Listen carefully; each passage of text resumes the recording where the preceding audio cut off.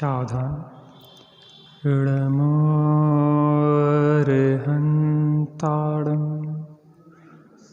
इडमो सिद्धाडम् इडमो आयरियाडम् इडमो छायाडम् इडमो साहुडम्। मंगलम भगवान वीरो मंगलम गौतमो गणी मंगलम कुंद कुंदाद्यो जैन धर्मोस्तु मंगलम। सर्वमंगल मांगल्यम सर्वकल्याणकारकं प्रधानं सर्वधर्माणां जैनं जयतु शासनं जैनं जयतु शासनं। जीवमजीवं दव्वम् जिणवर वसहेण जेणडे दिठम देविंद विंद वंदम वंदे तम सर्वदा शिरसा। आत्मज्ञान ही ज्ञान है शेष सभी अज्ञान। आत्म शांति का मूल है वीतराग विज्ञान वीतराग विज्ञान। जे त्रिभुवन में जीव अनंत सुख चाहें दुखते भयबंद। प्रत्येक जीव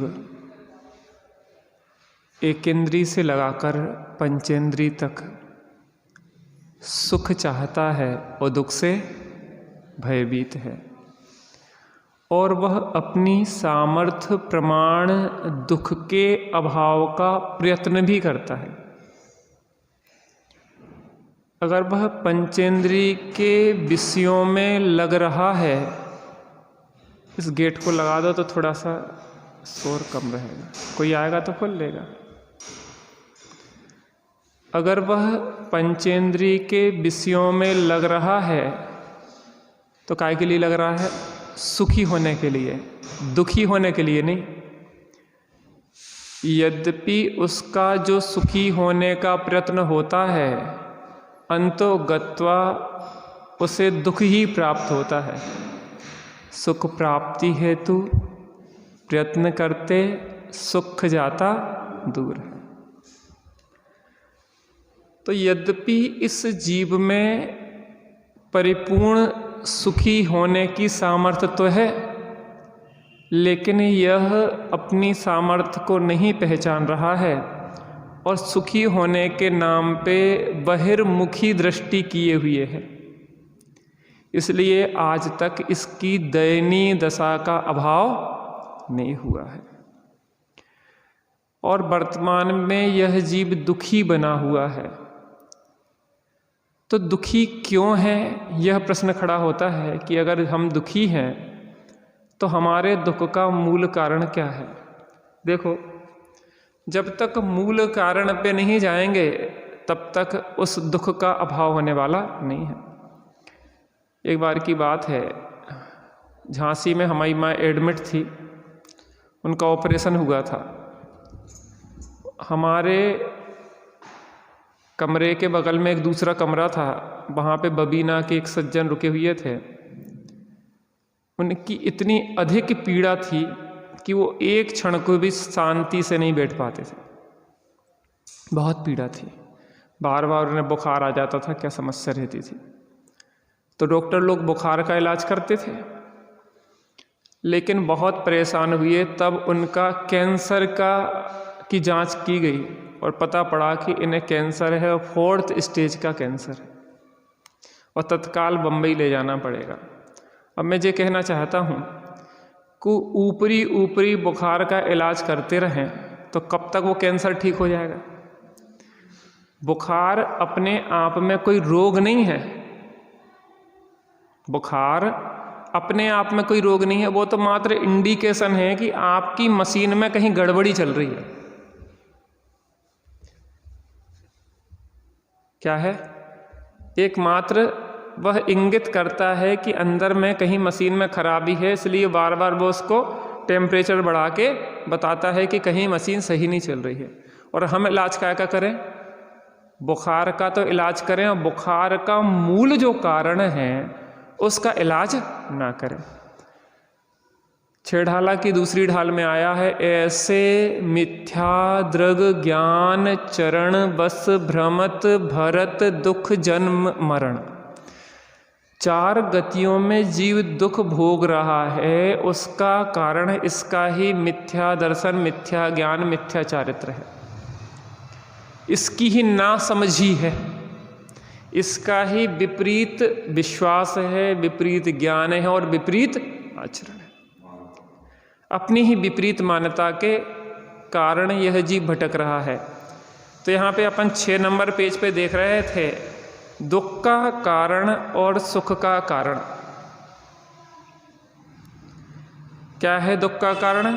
शरीर में, कर्म फल में अपनापन, और दुख है उसके फलस्वरूप राग द्वेष का होना। दुख का कारण है शरीर और कर्म फल में अपनापन। पहली बात तो भूल यहीं से शुरू होती है, मैं हूँ तो आत्मा और अपने को क्या मानता हूँ? शरीर मानता हूँ।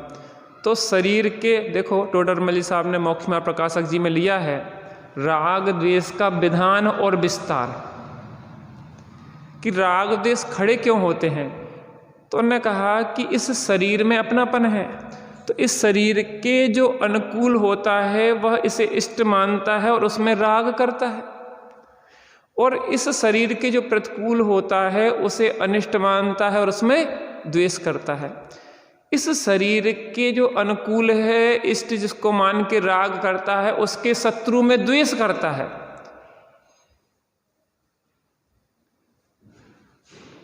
जो इसके शरीर के अनुकूल है, स्त्री आदि, उसके जो प्रतिकूल होता है उसमें द्वेष करता है, और जिसको जो उस हमारे इष्ट के संबंधी के प्रतिकूल है उसमें राग करता है। कहते हैं ना, शत्रु का शत्रु मित्र होता है। क्या होता है? शत्रु का शत्रु मित्र होता है। तो इस तरीके से राग द्वेष का विधान और विस्तार चलता है। क्यों चलता है? कि हम क्या करते हैं शरीर में और कर्म फल में। कर्म फल माने कर्म के उदय में जो सामग्री प्राप्त हुई है, स्त्री पुत्र कुटुंब धन मकान आदि, उसके जो प्रतिकूल हुआ उसमें क्या होता है? द्वेष, और उसके जो अनुकूल हुआ उसमें क्या होता है? राग। कर्म शरीर में और कर्म फल में अपनापन ही दुख का कारण है, और दुख है उसके फलस्वरूप राग द्वेष। और सुख का कारण क्या है?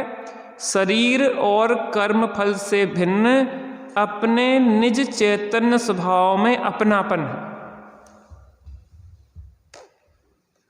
देखो, अपनी जो सत्ता है उस सत्ता में क्या कुछ बिगाड़ हो सकता है? अपनी जो चेतन सत्ता है उसके असंख्यात प्रदेश हैं, अनंत गुण हैं, तो क्या उसको कोई चोर चुरा सकता है? क्या कभी उस चेतन सत्ता का नाश हो सकता है? तो जब उसका कुछ बिगड़ ही नहीं सकता तो हमें राग द्वेष क्यों होगा? तो यहाँ कह रहे हैं कि शरीर और कर्म फल से भिन्न अपने निज चेतन स्वभाव में अपनापन सुख का कारण है, और सुख उसके फलस्वरूप राग आदि का अभाव यानी बीत रखता। जब हमने अपने में अपनापन किया, अपने रूप श्रद्धा ज्ञान और स्थिरता की, तो हमें क्या होता है? बीत रागता प्रकट होती है। अतः अब इन्हीं का विस्तार से विचार करते हैं। किनका विस्तार से विचार कर रहे हैं? दुख का कारण और सुख का कारण। अब आगे यहाँ पे कहते हैं दुख राग द्वेष। प्रत्येक जीव में क्रोध, मान, माया, लोभ अथवा राग द्वेष पाए जाते हैं। किन में? एक इंद्रिय में पाए जाते कि नहीं हैं? हमें वृक्ष में तो कभी राग द्वेष होते दिखाई देते नहीं। गुस्सा करता वृक्ष?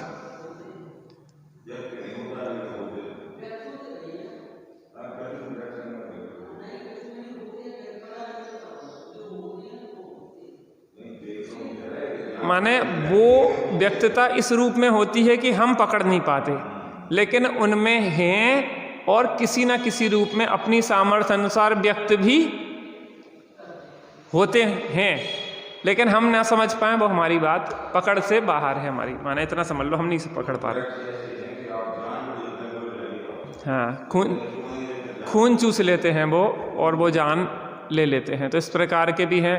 कुछ ऐसे होते हैं फूल वगैरह कि वो जैसे ही कोई पतंग आया वो बंद हो जाते और उसका चूस के यूँ फेंक देते।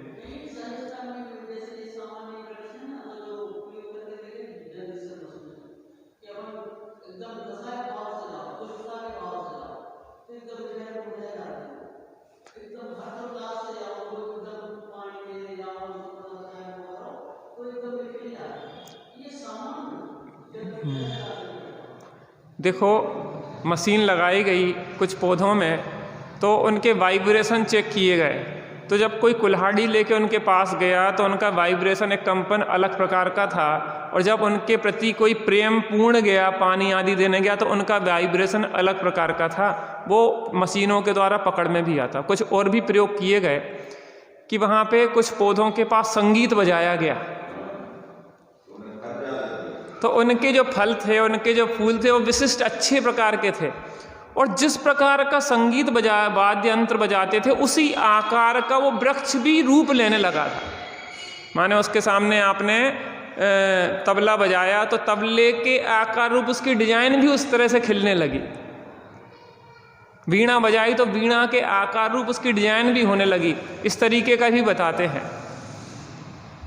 जिस प्रकार का संगीत बजाया जाए उस प्रकार का उसमें वैसा असर पड़ने लग जाता है, तो प्रभावित तो होते हैं।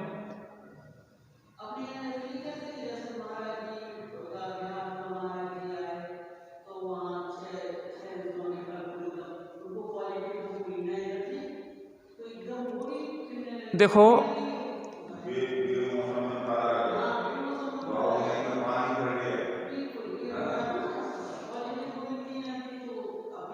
देखो हर व्यक्ति का एक आभा मंडल होता है, और वो आभा मंडल दूसरे को प्रभावित करता है। क्या करता है? सामने वाले को प्रभावित करता है।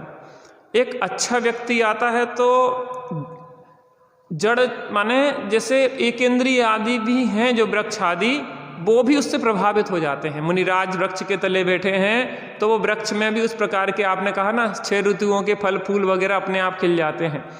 तो प्रकृति परिणामों से प्रभावित होती है। जैसे हम आपके बारे में बुरा विचार कर रहे हो यहाँ बैठे बैठे, तो उसका प्रभाव धीरे धीरे आपके ऊपर भी पड़ने लग जाएगा।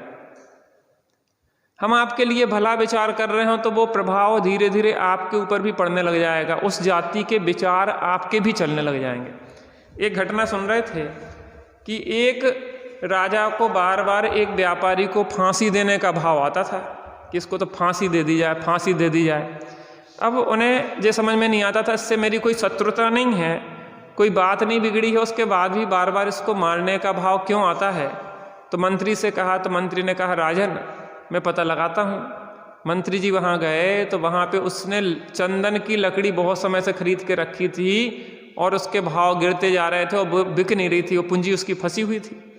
तो बार बार विचार आता था कि अगर राजा मर जाएगा तो इसके जलाने में चंदन की लकड़ी लगेगी और क्या होगा, हमारी चंदन की लकड़ी बिक जाएगी। तो इस तरीके का विचार बार बार आने से राजा को भी उसके प्रति नकारात्मक विचार चलने लगे। और वहाँ पे मंत्री ने जानकारी की और मंत्री ने कहा कि राजा जी आज से आप चंदन की लकड़ी के पानी गर्म करेंगे, उससे नहाएंगे, क्योंकि एक वैद्य जी ने बताया है कि अगर आप चंदन की लकड़ी को जला के पानी गर्म करो तो आपको बहुत अच्छा रहेगा। तो उस दिन से उसने क्या किया कि चंदन की लकड़ी खरीदना शुरू कर दी ज़्यादा भाव पे। तो यहाँ उसके भाव भी बदलना शुरू किया। अपना राजा तो कितना अच्छा है, देखो अपना चंदन बिक गया, इसके भाव बदले तो राजा के भी भाव बदलने लगे। फिर राजा ने कहा कि मुनीम वो मंत्री जी अब वैसे विचार नहीं आते उसको सजा देने के। तो मंत्री जी ने बताया कि उसके भाव भी आपके प्रति निगेटिव थे, तो आपके भी भाव उसके प्रति निगेटिव हो गए। जे एक दूसरे के प्रति बेतार का तार है, वाइब्रेशन चलती रहती हैं। तो प्रत्येक जीव का अपना एक आभा मंडल है, वो आभा मंडल एक दूसरे को प्रभावित करता है। इसलिए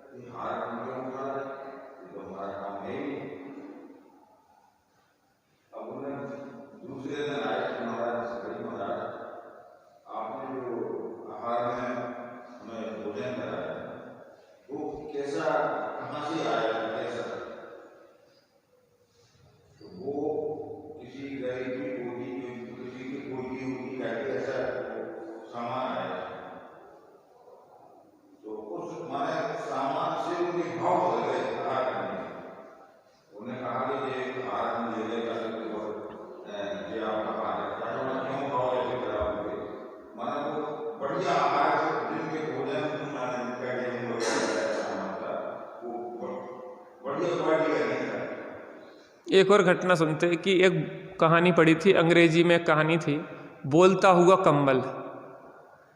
तो उस कहानी में आता है कि एक व्यक्ति एक सराय में रुका तो वहाँ पे क्या हुआ कि वो कंबल ओढ़ के जैसे ही लेटा तो वहाँ से आवाज़ें आने लगी बच्चों की, छोटे छोटे, भैया भैया आप ओढ़ लो आपको ज़्यादा ठंड लग रही, भैया आप ओढ़ लो आपको ज़्यादा ठंड लग रही। इस तरीके की रात में आधी रात को आवाज़ आए। वो उठ के देखने लगा है कि ये बच्चे कहाँ से बोल रहे। बार बार ऐसी घटना देखी गई तो वो घबरा गया, वो भागा। उस सराय के मालिक से पूछा कि इस कंबल में से कुछ आवाज़ें आती हैं, और उसने फिर पता किया कि वो कंबल किसी गरीब बच्चे की कुड़की करके लाया था। ठंडियों के दिन थे, ऐसी देश की बात थी जहाँ बर्फ़ पड़ती थी बहुत, और वहाँ पे क्या हुआ, जापान वगैरह की जहाँ की बात हो, तो वहाँ पे बर्फ़ पड़ती थी। तो वहाँ पे माता पिता उनके ख़त्म हो गए थे, मकान किराए पे था, पैसा देने को नहीं था। तो क्या हुआ कि रात में उन बच्चों को घर से निकाल दिया उस मकान मालिक ने। एक फटा हुआ सा कंबल था और वो दोनों ओढ़े हुए वहाँ पे बर्फ़ में डले हुए थे, और उस बर्फ़ में कंबल में वो छुपी हुई बर्फ़ गिर रही थी। तो वो धीरे धीरे एक बचने का प्रयास करते रहे, लेकिन धीरे धीरे वो मर गए। और एक दूसरे भाई को कहते रहे, भैया तू ओढ़ ले। और वो कंबल जो डला था, वो कंबल वो वहाँ से उठा ले आया वो सराय का मालिक। तो वो जो कंबल ओढ़ता था तो उसको अजीब प्रकार की आवाज़ें आती थी। क्योंकि वो वाइब्रेशन, वो प्रभाव उस पर पड़ता था। तो ऐसे ही जो राग द्वेष होते हैं, तो राग द्वेष आदि जो जीव में पाए जाते हैं, चाहे वो एक इंद्रिय हो, चाहे दो इंद्रिय हो, चाहे तीन इंद्रिय हो, चार इंद्रिय हो, चाहे पंचेंद्रिय। और जीव दुखी भी राग द्वेष से है। इतना मोह राग रुस दुख की खान, मोह राग द्वेष ही दुख की खान है। जैसे हमने आपके बारे में कोई विचार किया, अब उस विचार में आपके प्रति हमने गलत विचार किया, बताओ इन्हें ऐसा नहीं करना चाहिए, इन्हें ऐसा करना चाहिए, इन्हें ऐसा उससे हमें हुआ आपके प्रति द्वेष। अब इसमें ऐसा विचार पढ़े, पंडित साहब एक बात कहते हैं, रविंद्र जी साहब, कि दूसरे को क्या करना चाहिए ये हमारा टॉपिक नहीं है।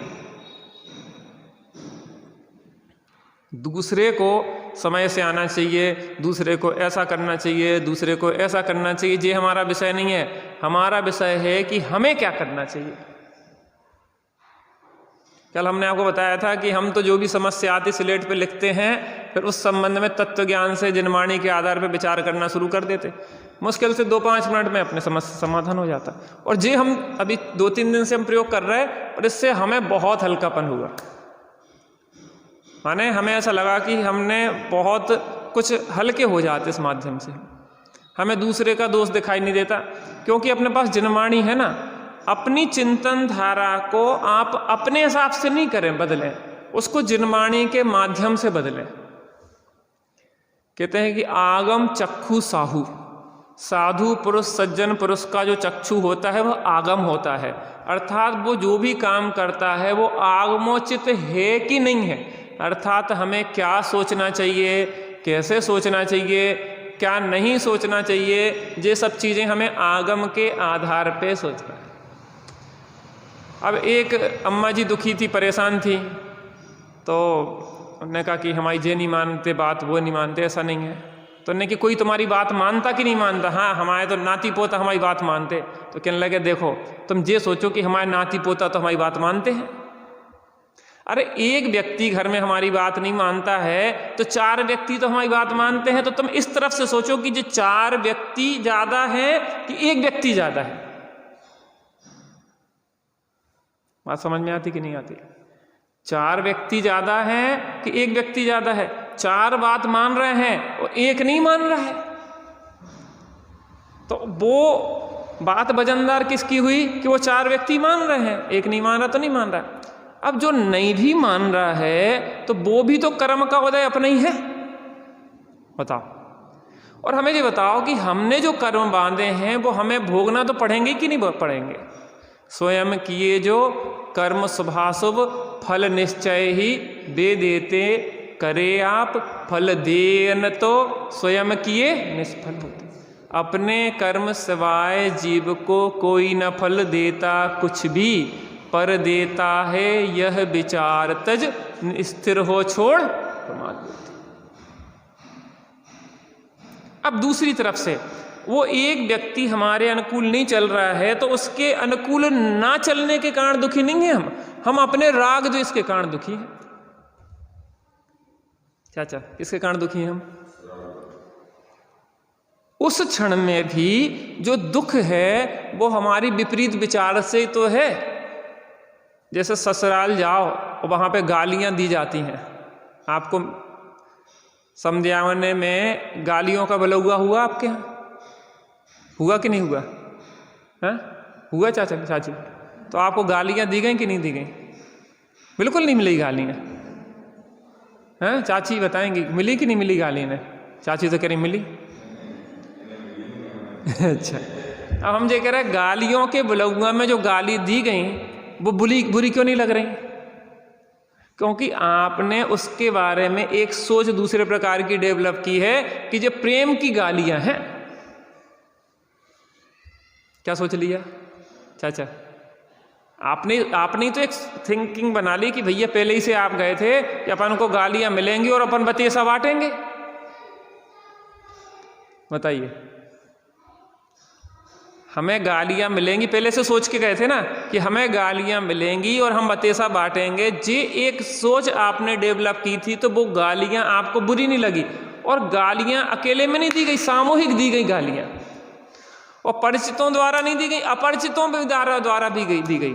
और ऐसे ऐसे लोगों को बुलाया जाता है गालियां देने कि जो विशिष्ट प्रकार की गालियां देने में सक्षम हो, क्योंकि सब घर की महिलाएं तो गालियां उस प्रकार की दे ही नहीं सकती।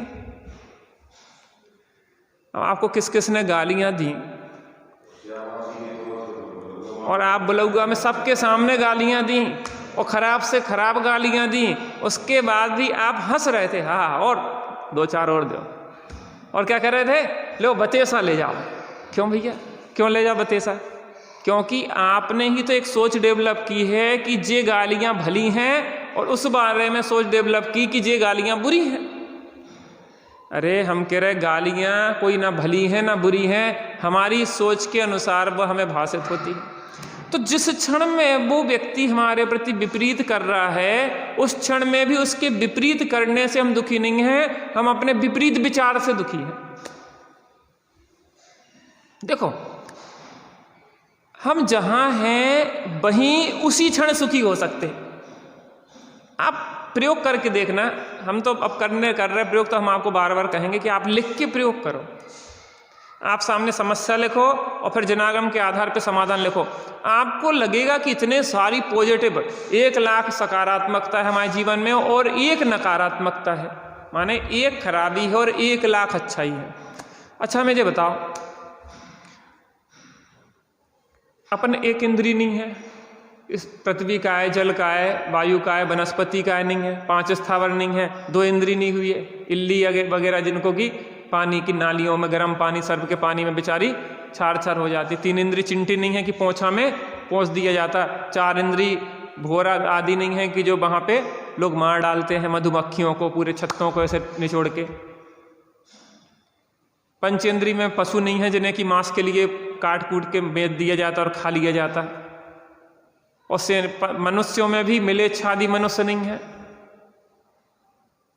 यहाँ पे उत्तम कुल में आए हैं, जैन दर्शन मिला है, जैन धर्म मिला है, अच्छे तत्व ज्ञान मिला है, जनवाणी मिली है, देवसाद गुरु मिले हैं, स्वस्थ शरीर मिला है। और एक आध रोग है तो क्या है, एक रोम में 96 हजार रोग होने की क्षमता है और 2-4 रोग होगा तो उसमें कोई बड़ी बात तो नहीं है। रोगों का घर ही है शरीर। इतनी सारी अनंत अनुकूलताएं और 2-4 प्रतिकूलताएं, तो किसका पल्ला भारी होना चाहिए हमारे लिए चाचा? किसका होना चाहिए? अरे हम प्रकृति के लिए धन्यवाद दें कि अरे भैया हम जैसा सुखी तो कोई नहीं है। इस संसार में कोई दुखी नजर नहीं आता, क्योंकि स्वभाव सुखरूप है, दुख कहाँ है। जब हम इस तरीके से सोचना विचार करते हैं तो कर्म क्या होते हैं हमारे वर्तमान के परिणामों से, ध्यान से सुनना, वर्तमान के परिणामों से पूर्वबद्ध कर्मों में उत्कर्षण अपकर्षण संक्रमण शुरू होता है। तो जो पाप कर्म हैं वो भी क्या है, पुण्य कर्म रूप संक्रमित हो जाते हैं। पाप कर्म घट जाते हैं और पुण्य कर्म बढ़ जाते हैं और आपकी प्रतिकूलताएं अनुकूलताओं में कन्वर्ट हो जाती है। अगर परिस्थिति को सुधारना भी है तो सकारात्मक सोचने का, प्रकृति जो मिला है उसके लिए धन्यवाद देना शुरू करें। एक लेखिका है विदेशी, उसने एक बहुत बुक लिखी, द सीक्रेट के नाम से एक बुक लिखी है और 365 दिन के 365 वाक्य लिखे उसने। रोज का एक वाक्य पे चिंतन करो, एक बड़ा पेज है 2-3 लाइन का, उसके वाक्य लिखे उसने। और उसने इतना जेल लिखा है उस पुस्तक में, दी सीक्रेट में, कि आप प्रकृति में आपको जो मिला है उसके लिए धन्यवाद दो। दिन में सो के उठो तो कहो धन्यवाद कि हमें आज मंगल प्रभात देखने को मिला, इस मनुष्य पर्याय का एक दिन और मिला है, देवसाद गुरु एक दिन के लिए और मिल गए हैं। हर क्षण धन्यवाद से भरा हो कि हमें जिस क्षण मिला है इसके लिए धन्यवाद है। मनुष्य पर्याय का एक एक क्षण कौस्तुक मणि से भी कीमती है। जब हम प्रकृति के लिए धन्यवाद देते हैं तो हमारे अंदर से एक आनंद उठता है, मन प्रसन्न होता है और उस मन की प्रसन्नता से क्या होता है, अपने आप स्थितियां बदलना शुरू हो जाती हैं और एक चमत्कारिक लाभ होना शुरू होता है। चमत्कार शुरू होता है, चमत्कार, क्योंकि परिणाम बिगाड़े थे तो प्रतिकूलता आई थी और परिणाम सुधार लेंगे तो प्रतिकूलताएं भी चली जाएंगी और अनुकूलता आ जाएगी। तो यहाँ कह रहे हैं कि प्रत्येक जीव में क्रोध, मान, माया, लोभ अथवा राग द्वेष पाए जाते हैं। यह बात प्रत्यक्ष देखने में आती है। जिस व्यक्ति में क्रोध, मान, माया, लोभ की अधिकता होती है वह स्वयं भी दुखी रहता है और दूसरों को भी वह अच्छा नहीं लगता, जिसमें अधिकता होती है। क्रोधी बाप से तो उसका बेटा भी बचना चाहता है। जिस आदमी में क्रोध ज़्यादा है वह किसी की हत्या तक भी कर सकता, तीव्र क्रोधी दूसरे की हत्या भी कर सकता है। जिसमें मान ज़्यादा है वह अपने सामने किसी दूसरे को कुछ नहीं समझता। मान की अधिकता में दूसरे को नीचा और अपने को ऊंचा दिखाना चाहता। माया की अधिकता में बेटा अपने माँ बाप को ही ठग लेता है। जो सुनार होते ना, अपनी माँ की को भी जेवर बनाएंगे तो उसमें भी क्या करेंगे, कछु ना कछु बट्टा लगा देंगे। लोभ की अधिकता में मनुष्य क्या क्या अनाचार नहीं करता। इन सब से मालूम होता है कि जिसके पास एक क्रोधादि कसाएं अथवा राग द्वेष ज़्यादा मात्रा में हैं वे दुखी ही हैं, और तीव्र कसाय अर्थात राग द्वेष की मौजूदगी में उनके जो भी कार्य होते हैं वे सब न सिर्फ पाप रूप होते हैं बल्कि दूसरों के लिए भी दुखदाई होते हैं। कैसे होते हैं? अपने लिए भी दुखदाई है और दूसरों के लिए भी तीव्र कसाय के कार्य दुखदाई होते हैं। पुनश्च ऐसा नहीं है कि केवल तीव्र राग ही दुख रूप हो, परमार्थता तो मंद राग भी दुख रूप ही। अरे ज़्यादा तेज आग हो वो तो जलाती ही है, और मंद आग भी क्या करती है, जलाती ही है। परंतु तीव्र राग की तुलना में लोक में उसे दुख ना कहकर सुख कहा जाता है। भैया ये व्यक्ति बहुत सुखी हैं, क्या है, इनके तीव्र राग नहीं है, मंद राग है। बड़े पंडित साहब ने कहा कि भैया ये व्यक्ति बहुत मंद कसाई है। लोग क्या कहते हैं, ये व्यक्ति बहुत मंद कसाई है। मंद कसाई माने छोटा कसाई, तीव्र कसाई माने बड़ा कसाई। वो कह तो रहा है तुम्हें बुराई और तुम्हें लग रहा है भलाई। ये बहुत मंद कसाई है भैया, बहुत मंद कसाई। अरे छोटा कसाई है जे कह रहे हो। तो राग द्वेष तीव्र हो तो तीव्र दुख होता है, क्रोध मान माया लोभ तीव्र हो तो तीव्र दुख होता है, और मंद हो तो मंद दुख होता है। लेकिन लोक में उसको क्या कहते हैं, मंद कसाई जीव को भला कहते हैं। भैया बहुत सज्जन व्यक्ति। तो जीव दुखी है और दुख का कारण है इसके मोह, राग और द्वेष। आगे क्रमशः चर्चा चलेगी कि सुख की दिशा राग द्वेष का अभाव, अर्थात सुखी होना है तो हमें क्या करना पड़ेगा, राग द्वेष का अभाव करना पड़ेगा। बहुत व्यवस्थित तरीके से सिस्टमेटिक यह पुस्तक लिखी गई है, और इसके माध्यम से हम अपने राग द्वेष को दूर करके सुखी हों, इसी मंगलमय भावना से आज की बात पे विराम देते हैं।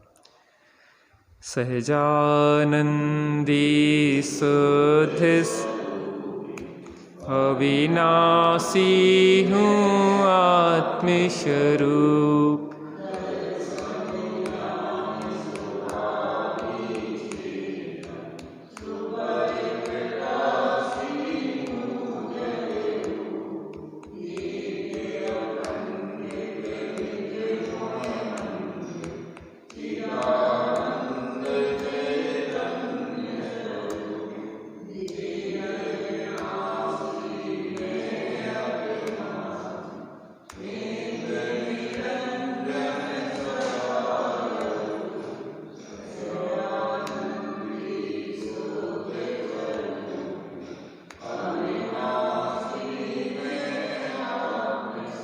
मिथ्यात्म नाश देखो, ज्ञान के प्रकाश देखो, आकाश